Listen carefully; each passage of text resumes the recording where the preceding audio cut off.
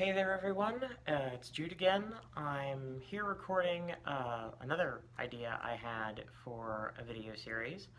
Um, so I get a lot of my best ideas and do a lot of my best thinking in the morning when, it's kind of just barely light outside, and I'm usually having, a cup of tea or coffee or whatever it is, mostly for the temperature, to actually wake myself up. So because today got kind of a little bit of a late start, I'm doing that very thing right now. So I've got my tea here with my, wonderful purple mug.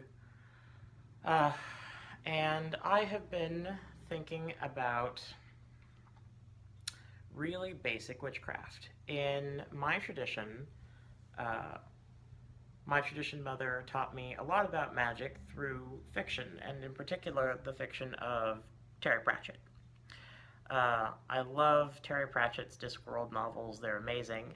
And when you read Weird Sisters and all the witch novels from Discworld as a practitioner of magic, as a witch or a druid or whatever path you may follow, you realize a lot of really useful tips and hints. And one of the things that I found most useful out of those books is the concept of headology. Now, headology. Headology basically is if you think it, you can do it. And that's really the basic tenet of magic. If you will, you can do it. And Terry Pratchett, in his novel Weird Sisters, really excellently illustrates this concept when Granny has to summon a demon, Granny Weatherwax, with McGrat and Nanny Ogg. And the demon's kind of befuddled because around him are these witches, and they're protecting themselves with a stick and a washboard. And the demon gets kind of into like a mocking thing about it. You think you're going to control me with a stick and a washboard.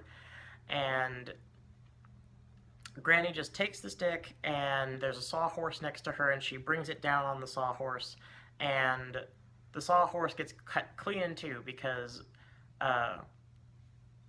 through the power of headology, it was really like a mighty demon-slaying sword. But it just looked like a stick. She had a stick in her hands, and it was a sword. But even more basic than that, headology plays out in our magic every day. And I was having a conversation with someone who really didn't know very much about magic and Wicca at all last night, and in thinking about that conversation this morning, I realized that one thing that's really important for all of us to remember, especially with the country in the state it's in right now, is that in order to win this fight, we have to believe we can win this fight. And if you really believe that someone is unbeatable, well, then it's true. They are.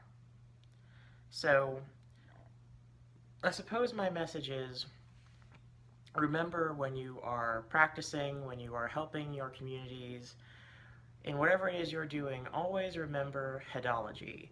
And most importantly, remember headology when you are faced with a situation where you don't think you can win. We have to be mindful of all of the negative voices in our own heads that inhibit us from attaining our goals. And so just keep saying it with me. We can do this. They are not all powerful, and we can defeat them. Anyway, I think I'm going to start calling these videos Tea with White Bee, which is my craft name, for those of you who don't know. Anyway, I hope you have a great day, and keep fighting, stay strong, and do what you have to do to take care of yourself. I'll see you all again soon.